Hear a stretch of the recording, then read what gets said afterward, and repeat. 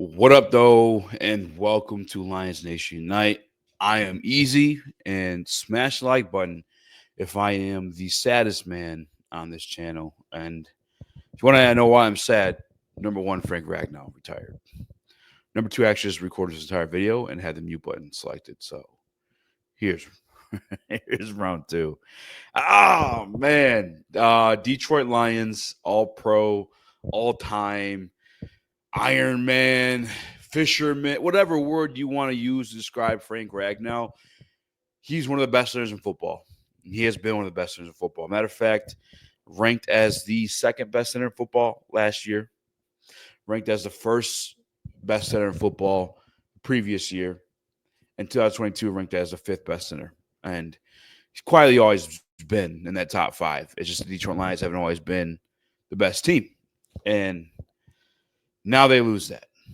Frank Ragnow officially retiring. I got a statement from him. This is from his Instagram. If you want to give him a follow, it's Frank_Ragnow.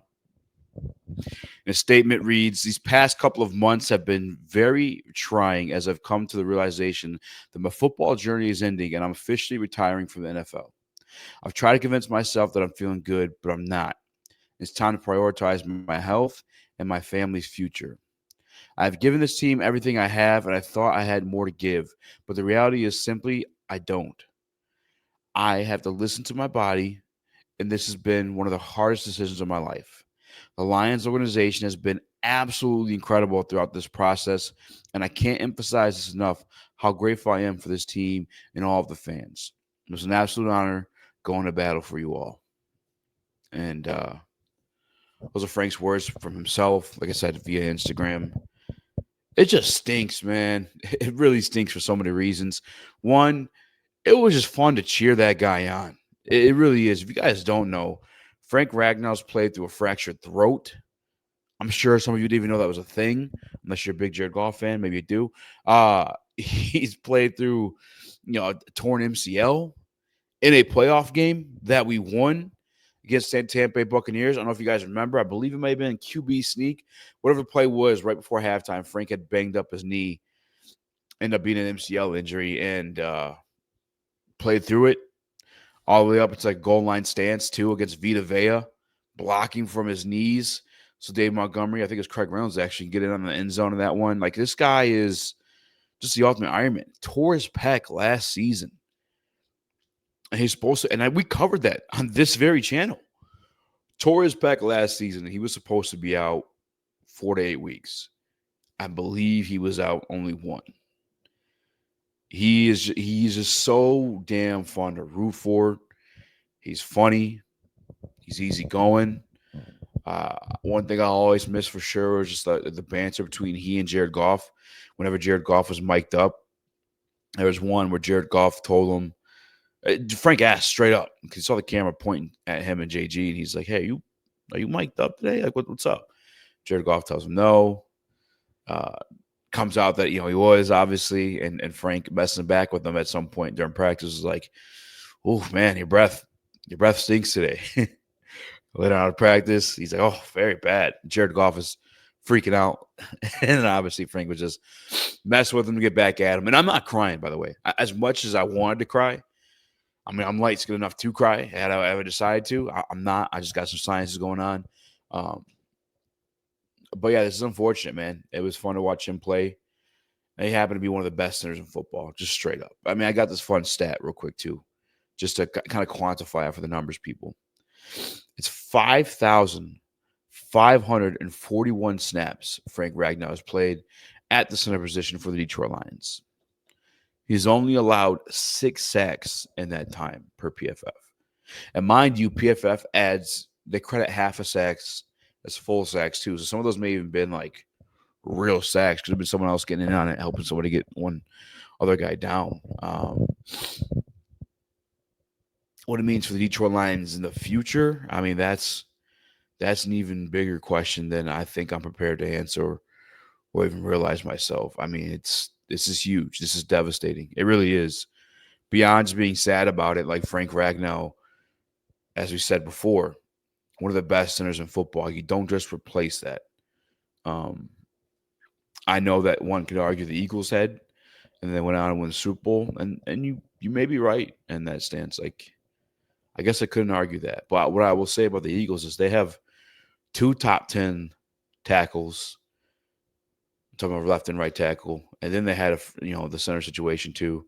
Also, they brought in Mekhi Beckman, who one of the best guards in the league, who originally played tackle, got moved to guard. We're not in that situation. Straight up. I mean, I'm being honest with you guys. We're not. We have Penei Sewell, but the second best player on that offensive line was Frank Ragnow. He's gone. And the other thing about the center position is they are the quarterback of your offensive line. They're like your quarterback's quarterback. This is the reason why you see a center, one hand on the ball, the other hand lifting up, pointing to 15 different people. It's like they're calling out protections. They're letting guys know where they're sliding, who they're doubling, who's blitzing, who's coming out of the box, who's coming out of the box. That's all the center. That's all Frank Ragnow. And like as much faith as I have in a lot of these guys that we've drafted. By the way, Brad Holmes is brilliant for just drafting the way he has. I think he kind of knew this was coming, right? Frank has been verbal about wanting to retire the past 2 years. And I remember Brad even making comments on this 2 years ago after the draft class. But we've drafted Christian Mahogany, we've drafted Miles Frazier, and we've also drafted Tate Ratledge. Tate Ratledge of the three hasn't taken first team snaps in OTAs in Frank's absence. And it looks like maybe he's leading the clubhouse to take over the center position. But like you're talking about the quarterback of the offensive line coming in as a rookie, that's not ideal. It's really not. I mean, even the Eagles situation, right? The kid that came in to fill in for Travis Kelsey or Jason Kelsey wasn't a rookie. He had been in the league a few years and, studying under the tutelage of Travis Kelsey. Or, geez, oh, peas. Jason Kelsey. Sorry. Yeah, I don't know. I'm not saying the Detroit Lions offensive line is in shambles, but I don't think we can say it's the best offensive line in the league anymore for damn sure.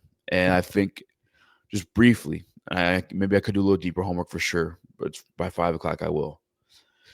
But looking back at last year, 2 years ago, I should say, Frank Ragnow's out. Okay, cool. We got Graham Glasgow steps in at center. We then have Ayotte in at guard. And this is the Thanksgiving game, and it was just a mess. Jared Goff does not deal well with interior pressure, straight up. Just doesn't. Like, love him. Great guy, funny guy.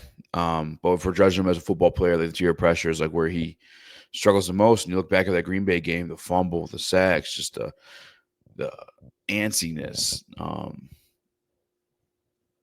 sorry. I'm not trying to be negative. I'm just talking out loud what's going on with Frank Ragnow's retirement. Like what the following effects or immediate effects of him retiring, and they're not good. Not right away. And even if this year too, I want to get this other way as well. If it does end up being one of those rookies instead of Graham Glasgow to replace Frank Ragnow at the center position, I don't want anybody judging these kids harshly. These are kids going from guard. Miles Frazier played damn near every single position on the offensive line. I thought it'd be him to be playing center, to be honest with you. But it's the first year, and they're switching positions. And although it's called interior offensive line for a reason, right? Like your guard, left guard, center, and right guard are pretty much interchangeable. We've seen that. I mean, hell, Frank Ragnow's a former left guard, if I'm not mistaken. Graham Glasgow also going from guard to center in certain positions. Like you saw Joe Jackson do it for the Rams. It's still a rookie doing it. And I think that's what makes it different. Like you're learning the NFL in itself beyond learning your new position. And I think one thing I have faith in for sure is Detroit Lions. We've damn sure run the ball. We will continue to run the ball extremely well. I don't doubt that one. We may start off to slow out the gate, maybe because we can't do as many of the trick stuff we do, and not necessarily trick plays, but just the way we set things up in our offense in the zone in particular is just disgusting work. And that's tough for rookies to get a hold of. It's tough for veterans to get a hold of. Matter of fact, I think the Bears will struggle just the same when Ben Johnson going over there and trying to teach those guys those things because it is abnormal. Speaking to defensive ends, reading articles about the defensive coordinators struggling with what buys to keep in the field because of the way we call our plays. Everything looks the same, but they're going different directions. It was the brilliance of Ben Johnson, the brilliance of Hank Fraley, who's able to teach that philosophy down from Ben to the offensive line room. And not just the starters, like AOD would come in, and at times it was seamless. But when Frank's out there, it makes it a lot less seamless. You guys let me know.